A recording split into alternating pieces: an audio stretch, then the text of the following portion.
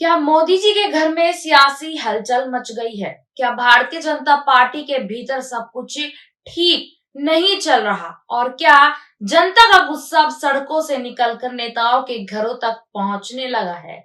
आज हम आपको दो ऐसी घटनाओं के बारे में बताएंगे जिन्होंने गुजरात से लेकर असम और दिल्ली तक मोदी शाह की चिंता बढ़ा दी है। ये सिर्फ दो अलग अलग खबरें नहीं है, बल्कि उस असंतोष की तस्वीर है जो अब खुलकर सामने आने लगा है।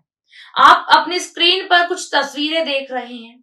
कुछ पहली तस्वीर में एक भाजपा नेता के घर की जिसे उम्र प्रदर्शनकारियों ने आपके हवाले कर दिया। दूसरी तस्वीर उन 100 से ज्यादा नेताओं की जिन्होंने एक साथ भाजपा छोड़कर कांग्रेस का दामन थाम लिया।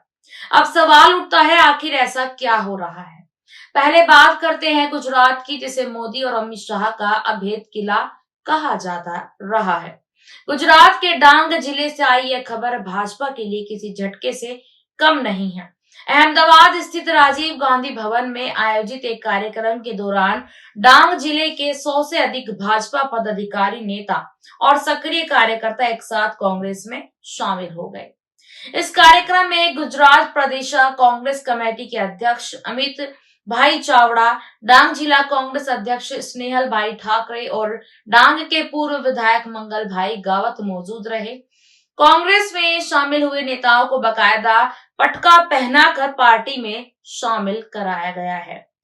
कांग्रेस में आए इन नेताओं का आरोप बेहद ही गंभीर है। उनका कहना है कि भाजपा शासन में विकास के नाम पर सिर्फ भ्रष्टाचार हुआ, जमीनी कार्यकर्ताओं की लगातार उपेक्षा की गई और आदिवासी इलाकों की बुनियादी समस्याओं को कभी प्राथमिकता नहीं दी गई। कांग्रेस अध्यक्ष अमित भाई चावड़ा ने कहा कि यह जुड़ाव साफ संकेत है कि अब जनता और कार्यकर्ता बदलाव चाहते हैं। उन्होंने दावा किया कि इस घटनाक्रम से आदिवासी बेल्ट में कांग्रेस और मजबूत होगी। अब जरा सोचिए, यही वह गुजरात है जिसे वर्षों तक गुजरात मॉडल बताकर पूरे देश में प्रचारित किया गया। यही वह राज्य है जहां कहा जाता है कि बिना शीर्ष नेतृत्व की मर्जी के पत्ता भी नहीं हिलता, और उसी राज्य में जमीन से जुड़े 100 से ज्यादा कार्यकर्ता एक साथ भाजपा छोड़ देते हैं। यह कोई सामान्य घटना नहीं है। यह साफ इशारा है कि बीजेपी के भीतर अंदर खाने असंतोष गहराता जा रहा है। और दिलचस्प बात यह भी है कि जब कांग्रेस से कोई एक नेता भी भाजपा में जाता है तो गोदी मीडिया में कांग्रेस में भगदड़ की हेडलाइन चलाती है, लेकिन जब 100 नेता भाजपा छोड़ते हैं तो वही मीडिया पूरी तरह से खामोश है। इसी बीच गुजरात में कांग्रेस की जन आक्रोश यात्रा भी चल रही है।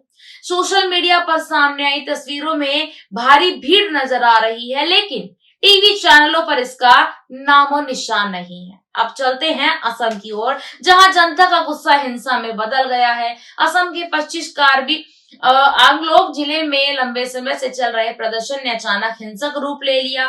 बेदखली की मांग को लेकर प्रदर्शन कर रहे लोगों ने केसी के मुख्य कार्यकारी सदस्य और भाजपा नेता तुलीराम रोहांग के पैतृक घर को आग के हवाले कर दिया।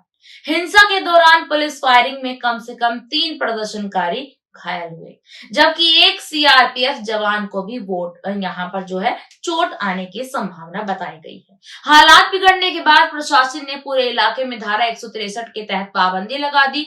बताया जा रहा है कि यह हिंसा तब भड़की जब भूख हड़ताल पर बैठे कुछ लोगों को हिरासत में लिए जाने की खबर फैली। इसके बाद हजारों लोग सड़कों पर उतर आए, हाईवे पर जाम कर दिया और हालात बेकाबू हो गए।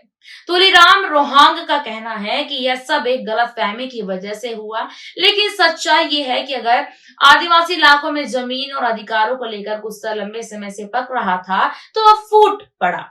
ध्यान देने वाली बात यह है कि 2026 में असम में विधानसभा चुनाव होने हैं, और इससे पहले इस तरह का जन आक्रोश भाजपा के लिए किसी खतरे की घंटी से बिल्कुल कम नहीं है।